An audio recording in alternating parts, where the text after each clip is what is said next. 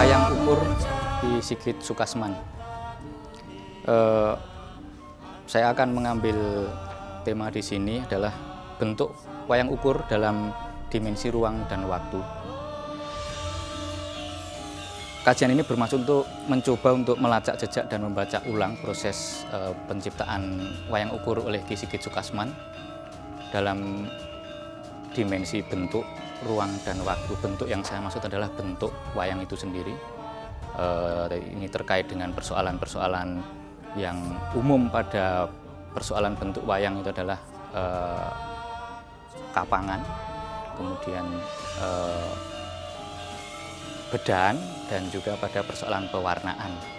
Nah, ruang yang saya maksud adalah ruang ekspresi, karena wayang ukur sebagai sebuah bentuk wayang itu dia akan juga nanti pasti akan berhubungan, berkorelasi dengan ketika dia berubah wujud ke dalam bentuk pertunjukan. Jadi dia akan berubah, dan disitulah nanti akan nampak ekspresi dari karakter wayang itu sendiri. Dan kemudian yang dimaksud dengan waktu adalah bagaimana perkembangan wayang ukur itu sendiri, karena jeda yang ada sampai saat ini dan kemudian dicoba ulang untuk kemudian dikembangkan. Nah, itulah kira-kira seperti apa sih yang kemudian bisa dilakukan di dalam konteks waktu. Saya akan mulai pada persoalan bentuk, tapi sebelumnya saya perlu untuk menceritakan awal dulu proses Mbah Kasman di dalam konteks bagaimana dia mempunyai ide untuk membuat wayang ukur itu. Tentu kita akan menarik ke belakang. Sosok Sigit Sukasman adalah bukan sosok dalang, bukan lahir dari seniman dalang, tetapi dia akrab dengan seni karena memang beliau adalah putra dari pengusaha batik. Jadi bukan hal yang aneh ketika bicara tentang seni. Keputusan kemudian berawal ketika masuk di ASRI, dan disitulah kemudian Mbah Kasman itu semakin dalam untuk menggeluti atau kemudian mengekspresikan kekagumannya terhadap wayang yang selama ini dia kagumi. Dan itu dilakukan ketika dia memutuskan untuk masuk di ASRI meskipun dengan tantangan dari pihak keluarga, ya.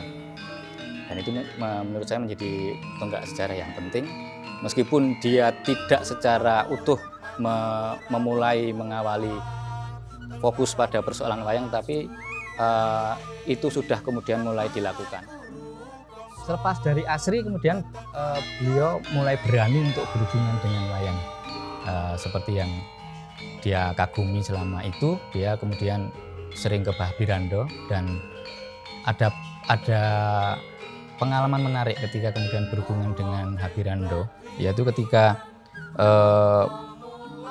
Ki Sigit Sukasman itu menciptakan sebuah wayang, dan dia dengan bangganya mencoba untuk menunjukkan kepada salah satu guru di Habirando pada waktu itu, yaitu Ki Prayitno Wiguno. Nah, dengan harapan dia mendapat masukan, mendapat ide pengembangan, tapi yang terjadi adalah justru cacian dan makian. Nah, menurut saya ini titik yang paling penting, ya.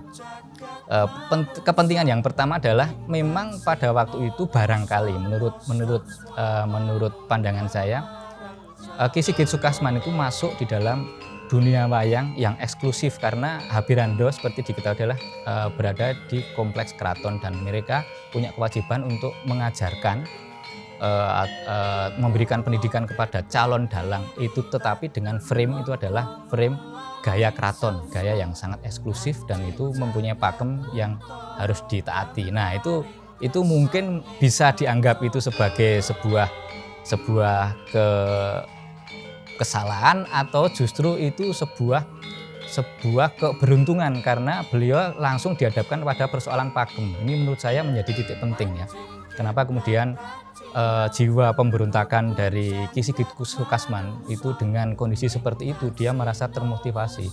Dia lebih tertantang untuk kemudian mencoba menafsir ulang kembali terhadap kekaguman Sigit Sukasman terhadap wayang. Itu poin yang penting menurut saya.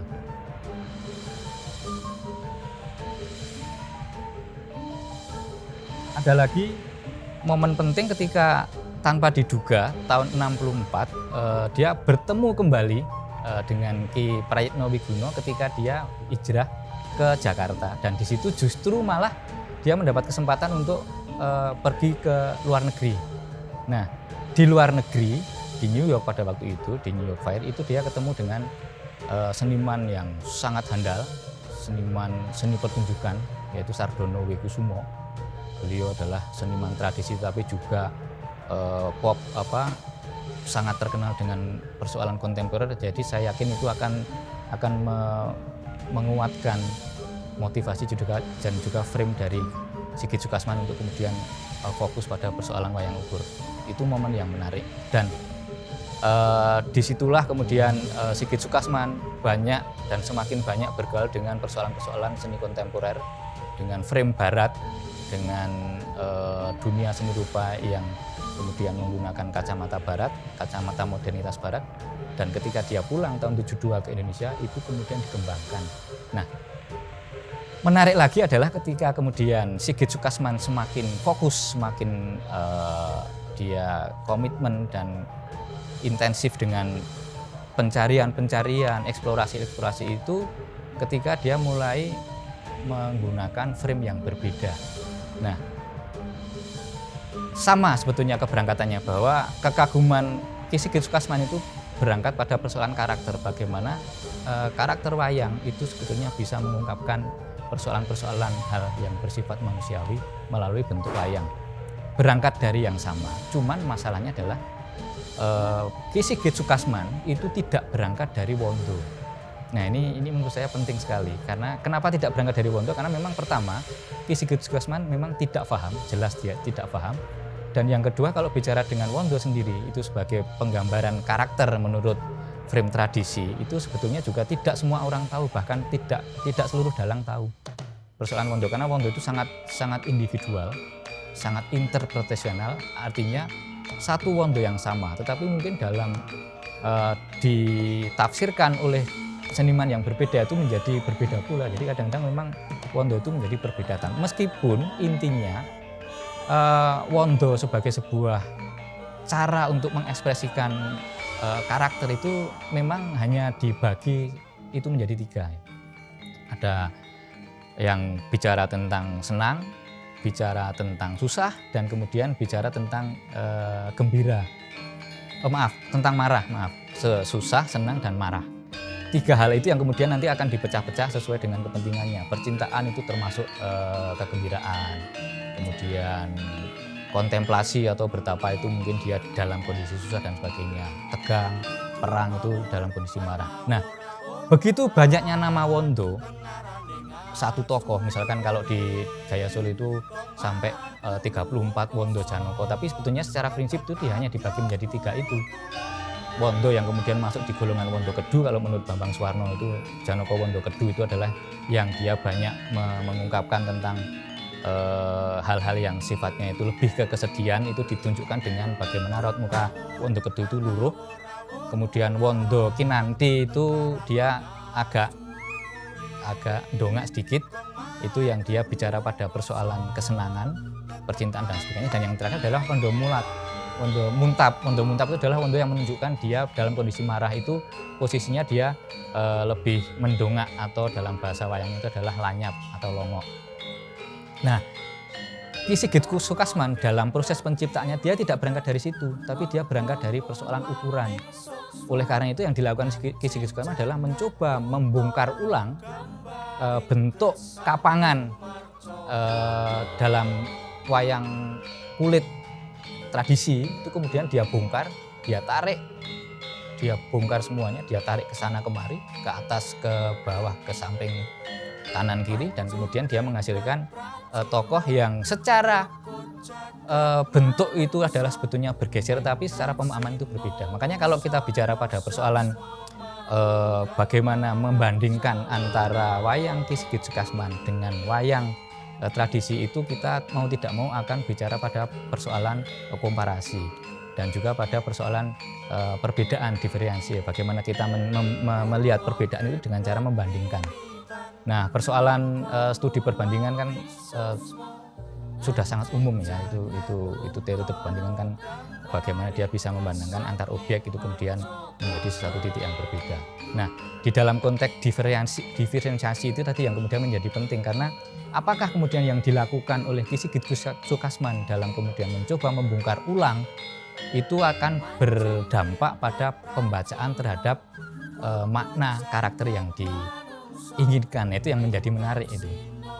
Padahal kalau kita lihat bentuk yang dilakukan Ki Sigit Sukasman memang terkesan dia cukup frontal ya, banyak yang kemudian itu berbeda. Tapi kembali ke masalah bicara pada persoalan perbandingan atau perbedaan itu tentu akan bersinggungan dengan problem identitas dan identifikasi.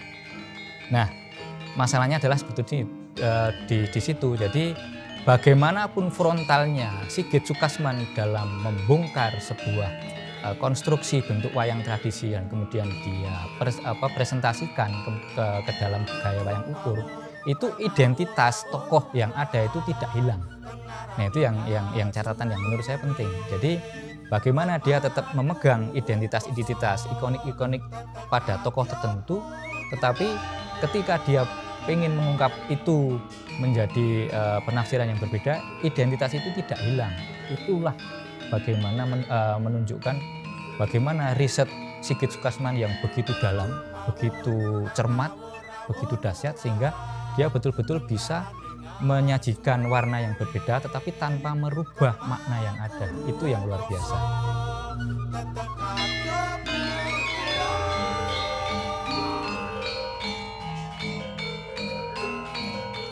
Kalau banyak orang yang mengatakan bahwa karya Ki Sigit Sukasman itu adalah keluar, bahkan itu merusak, saya berdasarkan dari apa yang saya baca proses awal-awal itu, saya yakin itu tidak ada maksud sama sekali untuk kemudian merusak atau keluar dari tradisi, tapi justru itu adalah sebuah interpretasi tetapi dengan keberangkatan yang berbeda. Sekali lagi, kalau seniman-seniman tradisi pada umumnya itu berangkat dengan atau dari Wondo, tapi kalau Sigit Sukasman itu dia berangkat dari gestur, perspektif secara umum, karena berangkat dari persoalan-persoalan kemanusiaan. Dia wujud dari manusia ditarik kemudian menjadi wayang, itu berdasarkan pada ukur-ukuran.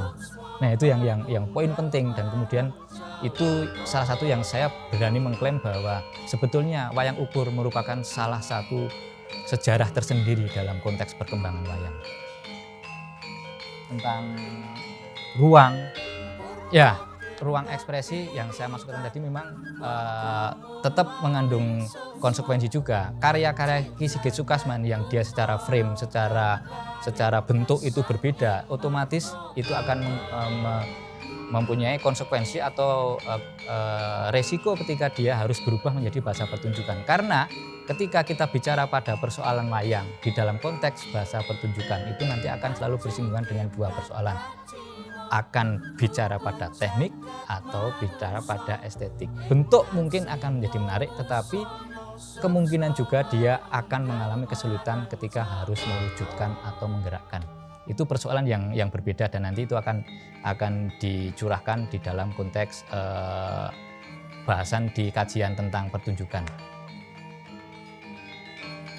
Prakteknya wayang kembali lagi adalah dia sebuah bayangan ya.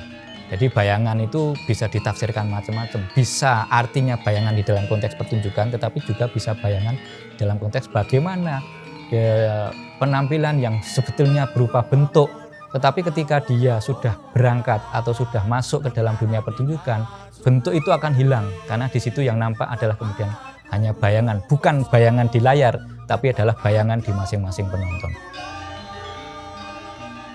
Dan yang dimensi waktu, tentu kita akan bicara pada proses keberlanjutan, bagaimana kemudian waktu ini menjadi penting untuk generasi selanjutnya. Saya juga cukup, bahkan tidak hanya cukup tapi sangat kaget, ternyata faktanya bahwa data-data yang sebetulnya dipunyai Ki Sigit Sukasman itu luar biasa banyak, baik yang berupa wujud wayang yang sudah ada, dan kemudian juga yang masih berupa konsep atau sketch. Nah, itu tantangan yang menurut saya penting untuk kemudian segera mendata ulang kembali apa yang sudah ada, dan kemudian mencoba mewujudkan untuk kemudian bisa betul-betul bisa menarasikan secara utuh proses kreatif dan juga ide Ki Sukasman yang kemudian bicara atau menghasilkan wayang ukur itu yang sedemikian luar biasa. Nah itu kejeniusan seorang Sigit Sukasman, bagaimana dia mencoba membuat atau menginterpretasi ulang tentang wayang tradisi, tapi justru dengan rasa hormat yang sangat tinggi terhadap tradisi. Jadi saya dengan ini akan mengatakan dan juga menyampaikan untuk kepada khalayak bahwa tidak ada sama sekali di dalam kamusnya Sigit Sukasman, berdasarkan dari pembacaan apa yang dia lakukan sampai pada akhir hayatnya, itu konsep untuk merusak tradisi.